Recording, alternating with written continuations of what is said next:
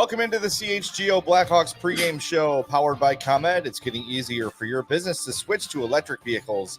Learn more at ComEd.com/clean. I'm Jay Zawaski with Greg Boysen and Mario Tirabassi. We are back at full strength for Hawks and Dallas Stars. Round 2 in Big D. You can't call yourself Big D.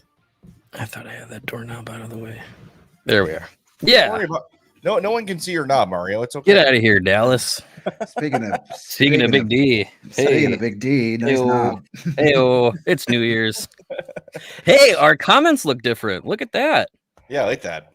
I have not seen that yet. Has this been on a show? Yeah, I was just messing around with the stuff before the show started. I figured I'd try something new here. Hey, yeah, that was cool. Steven, look at that. You like this? This is good? It's almost like contract negotiations are going on. Stepping up his game. Yeah, that's high end. That's good stuff. And hi, Region Rev. Great, she says, Happy New Year's. Everybody wishing Happy New Year's. Yes, Thank you to Happy everybody. New Year's, everybody. It's been a hell of a 2023 for the Hawks. I think we'll probably spend some time post-game reflecting on that a little bit. But we've got a big, important Central Division tilt to get to tonight. Hawks and Stars and some changes to the lineup. And before we get to that, why don't we just hear from Luke Richardson right off the bat? He spoke before after the morning skate today, and here's what Luke had to say. Is Zaitsev good to go? He's back on the ice feeling better, but we're just going to go the same lineup on defense, and we're going to put Reese Johnson in and just get Boris back here for a few days and practice with us and go from there. What's the message to Nordy? I just talked to him. I just say it wasn't your night. It happens. Sometimes you start trying too hard and it gets worse. So I said, you know what? We know you're a good veteran and you'll respond. Just play your game. Don't try and get make everything up for last game in one play in the first shift. Just be strong, do everything quick and hard, and play a simple game, and that's what he does best. When it's a veteran as opposed to a rookie doing that, is it a different conversation? Yeah, I think so. I think he knows. He already knew. Like, I remember after the game, he was the first one sitting on the bus. He wasn't happy with his game, and he thought he wants to help the team. He's a really good teammate, and that bothers him. So all you do is just encourage him to go back and be himself, and things will come around. And if you start worrying about other people doing their jobs, I think that affects your job. Just do your job, do it well. And he's been really solid and consistent for us since he's been here, and give us a physical presence, and that's what he just needs to get back to doing. When a guy goes down and comes back like a truck, what's the message? Well, not much yet. Just like, he wasn't in their lineup tonight, but, I think it's just another opportunity, right? And it's never fun to be demoted, but, that's the politics of pro sports. And now he's back. It's another opportunity for him. So make the most of it. We know him, which is a good thing. Like, I know what he does best. And when he gets back in there, we'll try and give him those opportunities in the situations where he can execute. Last year, Gutman showed some promise and flash before you guys shut him down. What does he need to do to get back to that level? I think the second half of that game, I think getting that goal probably gave him a lot of confidence. Early in the game, again, like just a couple turnovers around the blue lines, and we just can't have that, and that's not what was in his game last year. He was really more aware of that. I think he's just trying to do a little too much too early. Same conversation as with Tenorti. You just play your game. It doesn't mean play extra safe and throw the puck away. Just make the right plays early and quick, and you don't need to stick handle through someone's stick at our blue line. It's not going to help us score a goal at the other end when we turn pucks over. So I think what we saw him yesterday in the O-zone, he was scooting, he was on rebounds, he made a couple of good plays and scored a nice goal. So that's where he's going to be able to beat people and make a little bit extra stick moves or opportunities with the puck. I think in our zone up into the far blue line, he's got to play just like anybody else on our team. When it's on your stick, it's your job and opportunity to advance that puck to the next zone. Otherwise, it's it's a strike against us. It means it's going back and we're playing more D zone. You said he might have been overthinking things, being in and out of the lineup, afraid to make a mistake. How do you get a guy to play free and easy when he is in and out of the lineup and he knows that one bad game and he's out again? I think you give them the opportunity at the beginning, and they have to realize that you have the confidence that you gave them that opportunity. You can't go out there and do it for them and help their confidence level when you're worried about being in and out of the lineup. That's just pro sports, and you know that. You already know that. So you have to just get over that and trust who you are and what you do well. And once you get out of that area, I think you get into some trouble. What have you seen from Korchinski since he got back on the line? Good. I think he's been skating the puck a little bit more. We'd still like him to shoot the puck a little bit more, but he did once in the second period, and we had people at the net. Any good luck there, you get a rebound and a chance. But I think he's been really good with his stick. I'd like to get his stick to follow with the body, because sometimes in this league, a guy will blow through the stick, like almost in overtime on Connor. You need to make sure you get the stick and the body in the way, especially down low, and push them away from the net as a defenseman. And he's got such great skating ability that if you're pushing him away from the net, you can always catch up and kill a play there or steal a puck. But I like him getting involved in the offense. He had a good net drive yesterday as well, and we almost got a good rebound chance off of it. So we promote that because we know he has the wheels to get back. You mentioned that he has been focusing on the defensive stick usage. Yep. Yeah, and it's been good. I think it's been good. I think he just needs to know that some guys are bigger and stronger, and the stick isn't just going to be the only thing. He needs to have his stick and then his body in the position. And he never has to cheat on the offense with a guy with skating ability like that. It's like Heiskanen. He's never cheating on the offensive side of things. He's always on the defensive side of things. So it's a good player for him to watch and kind of emulate, because he can do that. You get a rare opportunity for a second crack at the team after seeing film on them. What do you see for this rematch? I think just being careful with the puck, and even when we're shooting pucks in the O-zone, we need to reload quick, because they had a couple of 3- and 4-man rushes, and I think they scored 1 5-on-5, 1 on the power play, and 1 in overtime with outnumbered rushes, and they were kind of a zip through the seam and then the back door. So when we're outnumbered, that's where it seems like, especially the big line, really took advantage of us. So we got to make sure we're aware when they're on the ice. And if someone's shooting from the left side, the right side's got to maybe back up a little bit and protect that. And if we can do that and manage the puck against, especially the big line, but I know it's a good team, the whole team's great, I think will keep us out of less danger, and that'll just let us have a little bit more offense to our game tonight. That is Luke Richardson, courtesy of the Blackhawks. It's always good stuff to hear when he gets with the specifics on everything. I like that. And how do you guys feel about him going, even though Tkachuk is here, how do you feel about him just sticking with the same lineup tonight, aside from obviously Radish? I mean, he's got the same guys in, but they're in different spots. I'm fine with it. I think you get Tkachuk in. Do you throw him right in there? Flying in from Rockford and Milwaukee and throwing him right back in the lineup on the travel day? Probably not. I think you have him here as an extra body, and Cole Gutman had a really good game, so you keep him in, and I'm completely fine with it. I think the guys that played last night up front, really none of them had any reason to be plucked from the lineup. Yeah, I think that hits the nail on the head. There wasn't really much of a reason to make any changes. Obviously, with Radish out, Reese Johnson comes in, and you bump both Gutman up and Reichel up to the second line, which is good. Those two guys need to get more shifts because that line was really good the other night. So no reason really to make a whole lot of changes. I'm sure a lot of people were hoping Jared Tenorti wasn't going to be in the lineup, but Nikita Zaitsev isn't 100%. There isn't much you can do. I was a little surprised they didn't call up another defenseman when they called up Tkachuk, but the Ice Hogs are playing. They played last night and they just finished their game. They just won 4-3 over the Milwaukee Admirals, who have I watched this game tonight. Boy, that is a team that loves their cheap shots, and they take them every single chance they get. What a bunch of pudwax. Go back to Milwaukee. Yeah. And Lord Host asking if there's any update on Doc's injury. He is in a concussion protocol. So that's, and that can be 3 days. That could be a week. It could be a month. It could be 6 months. You have no idea. So this is a guy that's had concussion problems in the past. So that was, I don't know if you saw the hit. Both Mario and I put it out on Twitter this morning. Doc's hit to start that whole sequence wasn't great either, but then challenged the guy to a fight. Yeah. Don't be a scumbag and hit the guy from behind with a cross check to the head. That's a dirtbag move. You sucker punched him. And you're a coward. Challenge him to a fight if you're that mad, tough guy. Yeah. And if he doesn't, then take a number later.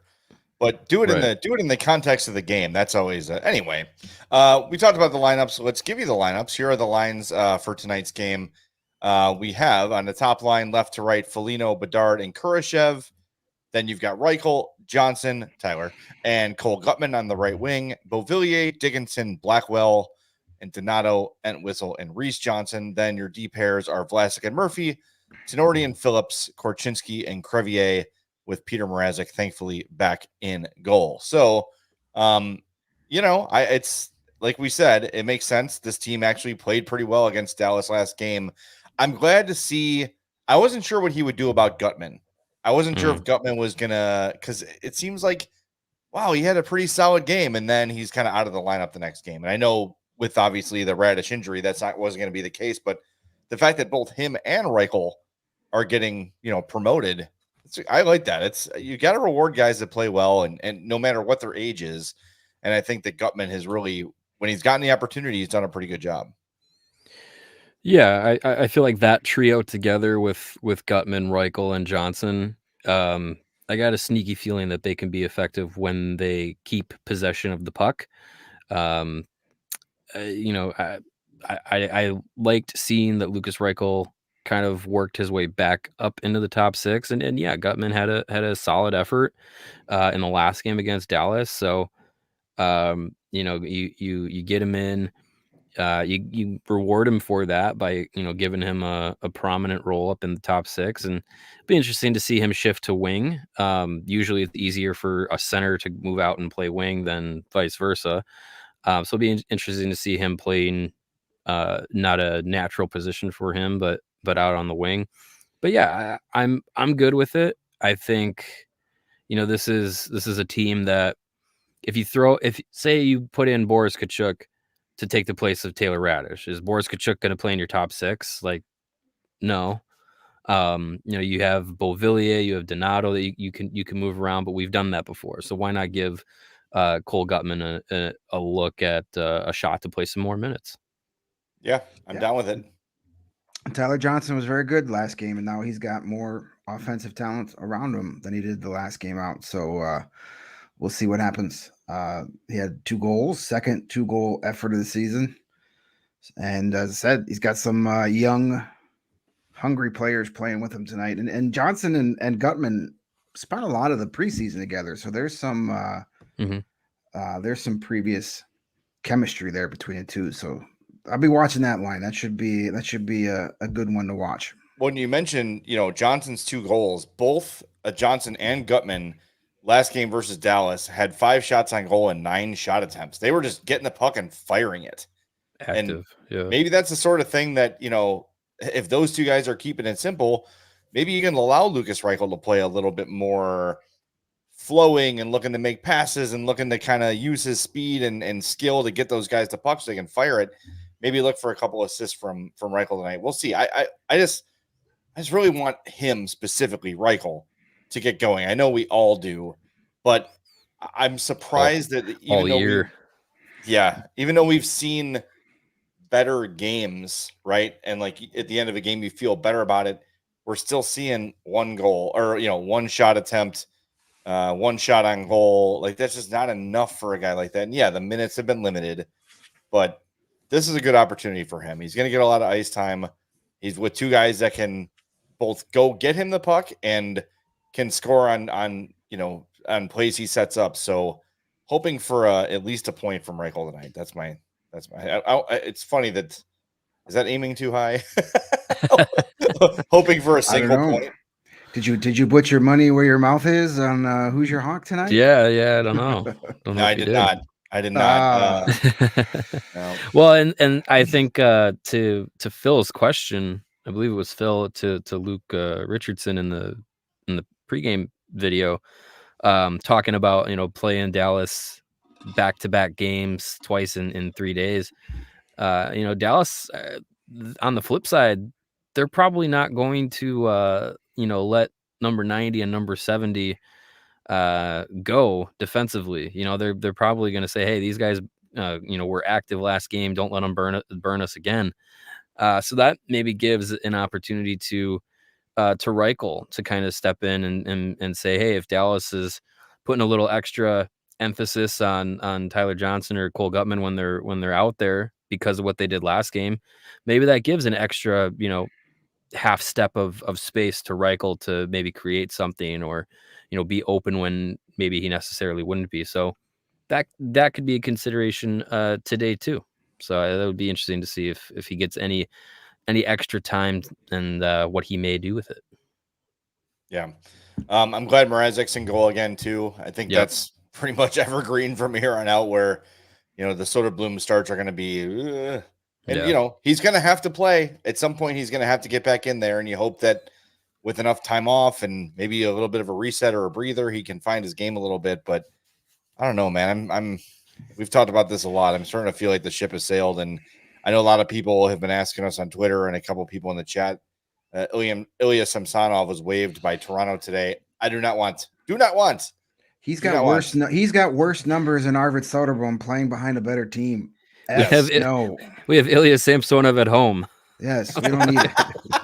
Yeah, exactly. Yeah, we don't need another one. No. Next person that asks that gets banned. Oh, he can't ban Windy City Hockey. He snuck it in just before the deadline. Next person is out of here. And you don't do it. You don't do it on waivers. If you do that, you're doing it to take him off the hands of the Leafs for a price. Yeah. You're not taking them for free. You make the Leafs pay you for that. Mm-hmm. You don't take them for free. No one's taking them. Yeah. And it sounds like he's not even going to play for the Marlies. Like they want him to work with. Just practice. I think it was Chris Johnson who said that they're going to have him work with the goalie coach. They're going to have him go see a sports psychiatrist. They're just going to be like, dude, figure it out. Yeah. They're going to lock him in a room and make him watch save highlights until he begs for forgiveness or something. Yeah. Give him the Clockwork Orange treatment. Just hold his eyes open, give him the eye drops of goalies actually making saves. Mike can't cap for here. Eric Comrie was also on waivers. I agree. I would take Eric Comrie over on waivers off of Samsonov, but either way, I think that's not in the cards. No, I think just anytime a name that is recognizable hits waivers, everybody wants them. But the cup contenders are not waiving good players. That's just not usually how it goes. So let's just stick with our own garbage. And speaking of Soderblom, the Blackhawks have a back-to-back on this trip, so that's probably the next time we're going to see him. And so that means he's going to play against either the New York Rangers or the New Jersey Devils. Fun. Fun. Watch, he has a shutout. Great. He just has to pretend every team he faces is wearing Toronto Maple Leaf jerseys. Sure. So, at least the color scheme, the Rangers are pretty close. Yeah. They're blue. We know Greg wants the Hawks to beat the Rangers more than the that's true. Than the Devils, though. So we'll hope for Mrazek against the Rangers for Greg's sake. Yes, but our Soderblom beating the Rangers would just be even sweeter. That's true. A lot less likely to happen. Yeah. But would that be sweet? That'd be fun. Yeah. That'd be fun. All right, should we reveal our Who's Your Hawk for the last game of 2023? Very exciting. Yes. I'm on a 2-game heater here. Yeah. We have no helmet tonight, so someone will have to I don't mind winning this one. If I win or something. If I win, I have an extra helmet here I'll put on. You got that new one you bought? It's not as comical. I have the new one. I also have my old one. So. Okay. You guys are having New Year's Eve parties. You guys will have to put some silly hat on. I'll put a lampshade on my head. There you go. There you go. That's how I'll be feeling. Before we do, Lord Host Greg wants to know the backstory on you hating the Rangers. I hate everything New York. End of That's story. The story. There's the full story, not just the backstory, Lord Host. Nope. I hate New York. Everything about it. You should get a shirt that says that, I hate NY. Yeah, I'm sure it exists. Oh, I'm sure it exists. Yeah, 100%. What about New York pizza? Can you hate New York pizza? I don't hate New York pizza, but it's not my first choice. No. Pizza can't be hated unless it's from a kitchen bad in California. Bad pizza can be hated. There is such a thing as bad pizza. I suppose. Even bad pizza though is pretty good. It's still at the end of the day. I don't know. You obviously never had pizza from a Chicago public school cafeteria. I went to private school, mister. Yeah. So my pizza was extra fancy. Yeah, I had you ate it with caviar you ate it pizza. with your Yes. pinkies up, Fork and knife. with fork Yes. and knife, with your Snickers bar. Exactly. All right, let's get to Who's Your Hawk and then get to the damn game, shall we? Sure. Who had first pick today? Mario? I did, and All I right, was go very, for it. very brave with my pick.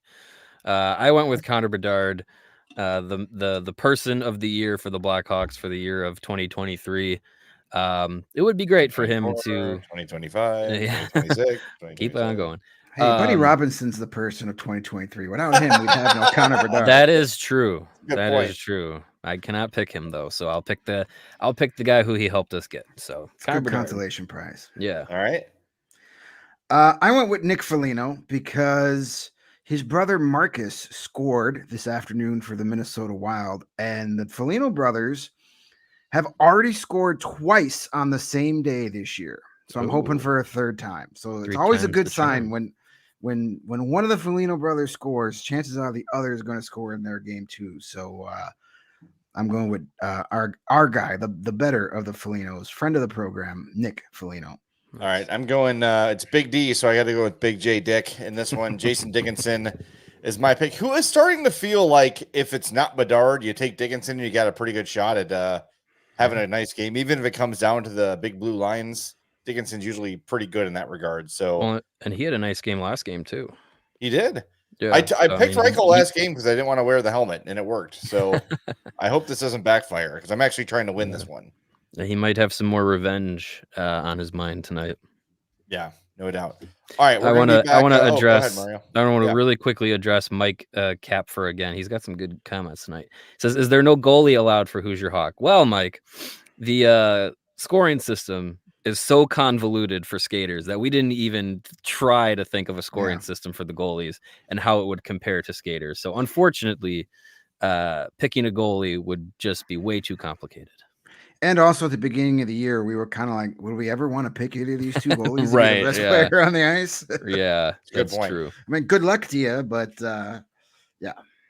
Maybe next year we do this. We have a 2-team fantasy league, just so we can monitor scoring.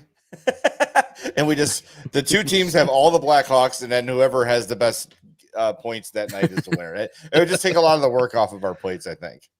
Okay, let's see There if you we go. can set something up. A 3-person daily fantasy. Pick your Hawk. Hawks only pick them. Exactly. I'm sure we could set that up. We have enough betting and daily fantasy sponsors that we could probably partner with one of them and get I something think you're done. right. Yeah. Yeah. All right. Well, we're going to be back after this game. So enjoy your New Year's Eve and then come on after the game with us. We should be on probably around what, like 10-ish? Probably. Yeah, Probably We'll 10. get 10, Yeah. 10, We'll be done. 15. We'll be done long before countdown. You won't miss your countdown. Central or your- time or your- countdown. yes. Yeah, exactly. Yeah. No, who So- cares about that New York one? New York's overrated. Especially Greg. Yes. Greg Times won't even Square watch sucks. the. No. That is true. That is a universal fact. Everybody knows Yeah. that. I would All right, rather go well- watch the pierogi drop in Whiting, Indiana. That's true. Oh, yeah. I'm done with that.